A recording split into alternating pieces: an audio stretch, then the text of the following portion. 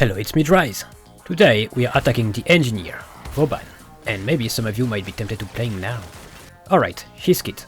Each ability is basically throw an orb that does something.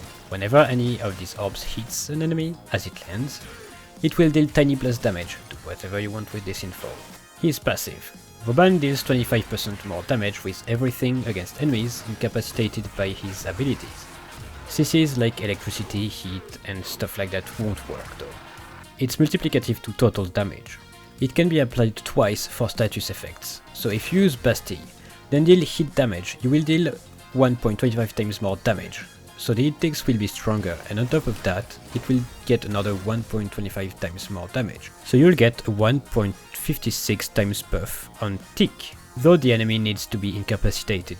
His first ability, Tesla Nervos. Deploy a roller up to 4 at once that will go towards enemies and attach to them. It will deal electricity damage in an AoE. Only enemies with the roller on them count for the passive. Enemies CC'd by the electricity won't count. 50% electricity status chance. Hold to throw multiple rollers at once. Doesn't cost more energy. Rollers can't be destroyed. Rollers have a set amount of charges. Once it runs out, rollers will die. You can have multiple rollers on the same enemy. You can recast to basically refresh the roller's charges. And it's Vauban's Subsumed. Its augment, Tesla Bank. Once attached to an enemy, it will store a copy of the damage you deal to the enemy, and then it releases 100% of it in an AoE as electric damage when the enemy dies. Second ability, Mine Layer. Cycle through 4 different rollers, 4 max at once, 2-handed animation. Press to cycle, hold to throw. First roller, Tether Coil. Slash damage on latch and it grabs a couple of targets towards it with tethers. Tethers deploy upon touching something. It then attaches to said thing. It also applies the ragdoll effect. It is restricted by line of sight. 2 coils can't affect the same target. It procs the passive though. Second roller, Fleshed Orb. Puncture on hit, shoots nades in all directions randomly unless an enemy enters its range. It will target it. It's affected by crit, and it has a base 50% crit chance and 2 times crit multiplier with 100% puncture status chance, and its damage scale.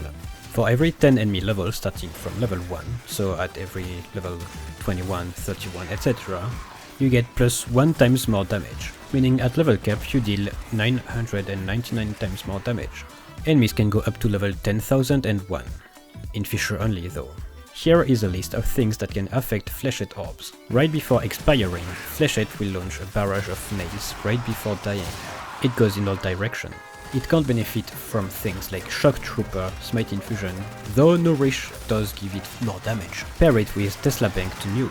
Third roller, Vector Pad. When you step on the pad, it will give you a speed boost, propelling you in the past direction if you went in the same direction of the pad. Enemies are propelled no matter their direction. Speed can be changed.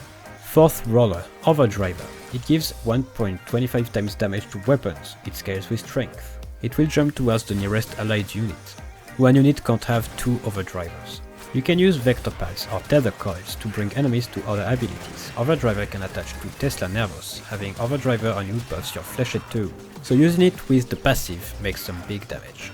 Third ability, Photon Strike. Throw a beacon that will call in a laser strike, which deals blast damage in an AoE and applies ragdoll effect. It strikes as the beacon touches a surface or if it didn't touch anything in 1.5 seconds. It's faster to cast on ground than mid-air, since mid-air you kinda hover in place. The strike goes through anything until it reaches the beacon, so things like roofs ain't an issue, though it will deal damage to any enemy in its trajectory too. It scales like Fleshed Orb. Pair it with Tesla Bank to nuke with it. Now its augment, Photon Repeater. If Photon Strike hits a number of enemies, the next cast won't cost energy and it will double strike.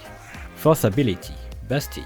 On press, you throw an orb again that will create a field that will capture some enemies or all of them depending on your strength, and suspend them in the air, removing their armor permanently.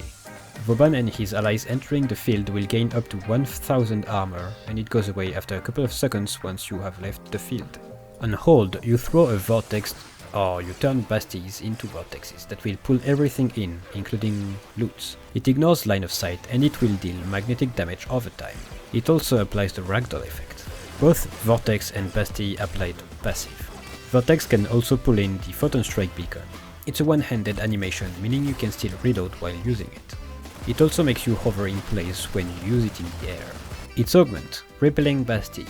Enemies that exceed the capture limit are repelled outside of the Bastille, and Vortex's duration increases for each vortex in it. It's extremely good for solo interception, since there are 4 points and you got 4 Bastilles. Mind Eximus though. Alright, recap. Passive, buffs all damage when abilities CC enemies. Tesla Nervos, AoE CC, AoE DPS, applies Elec, with its augment it makes anything nuke. Mind Layer, CC, grouping, scales infinitely, mobility, weapon-like buffing, kills everything in sight. Photon Strike, CC, scales infinitely, epic looking, kills anything grouped. Bastille, Mega CC, easy solo interception, applies mag, armor strips, and increase armor, and groups. Helminth, for each ability you can run anything that helps with damage, so things like Roar, Nourish, Tempest Barrage with its augment, PH, Rest and Rage, Petrify, Sentient Wrath, Word Scythe, Wrathful Advance, Xata, Empower. You can also run hit abilities like Fire Blast, Thermal Thunder, or even Pyrotechnics with secondary Fortifier to get a lot of overguard thanks to the passive plus Overdriver. Defy is also a nice subsume for survivability and nuking if you run Endurance. For Tesla Nervos with its augment, anything that deals big damage even in single target, so things like Reeve, Mind Control, on release at least, after taking a lot of damage, Aquablade with its augment, and Bridge Surge. Just keep in mind that priming might be needed in some cases. For Mind Layer, especially Flechette. Apart from buffs mentioned before, there's also Eclipse and Shooting Gallery that work. For Bastille, you can run Elemental Ward. With the Cold Aura, it would be like a very cheap Mesmer skin that might reflect more damage than it thanks to the 1k armor. For Invigoration, I like Strength, Range, Duration, but you can also go for weapon platforming buffs. I don't recommend Efficiency unless you don't rely on ability spam to survive, or if you don't need to consider surviving. For Archon Shards, I like Casting Speed, it's really recommended, but you can also run Strength, Duration, or even Purple Shards for ability damage on enemies affected by electricity, with Tesla Nervos of course. Builds. Average build, I run Strength, Range and Duration.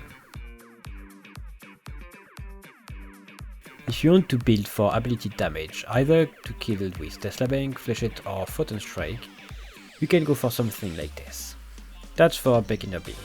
Don't need everything, it's just some ideas. For Flechette specifically, you can run Vigorous Swap, Holster Amp, Arcane Arachne, Arcane Avenger and things like that. For the Hit and Fortifier build. For a Defy Endurance, you want Range and Duration. For Reeve, all your Strength and then Range, unless you wanna Prime, then you don't need as much Strength, and you can pour everything into Range. And a bit of Strength of course. For other Tesla Bank builds, you can go for Range, Duration and some Strength. For the Elemental Ward build, Strength and Armor. That's more funny than useful though. Tesla Nervos as a subsume. The ability itself isn't good, you will need its augment to make it worth using. Though once you have it, it will work on anyone or anything.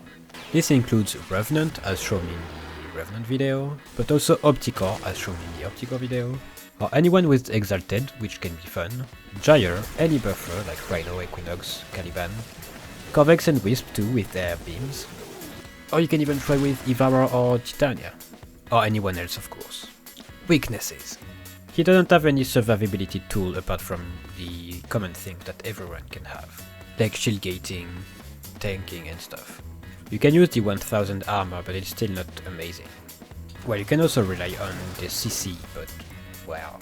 His one needs to have an augment to be useful or purple shards, unless I missed something, which can be possible. He might be technical to play since he has many abilities, and there's a bunch of hold and press shenanigans there. Vortex has no LOS restrictions, which can sound good, but it can also be annoying because sometimes enemies get stuck in walls and you can't find them, and stuff like that. Since a lot of his kit is based on CC, Eximus are basically immune to most of his kits. His cast time can be pretty slow. Alright, his cosmetics.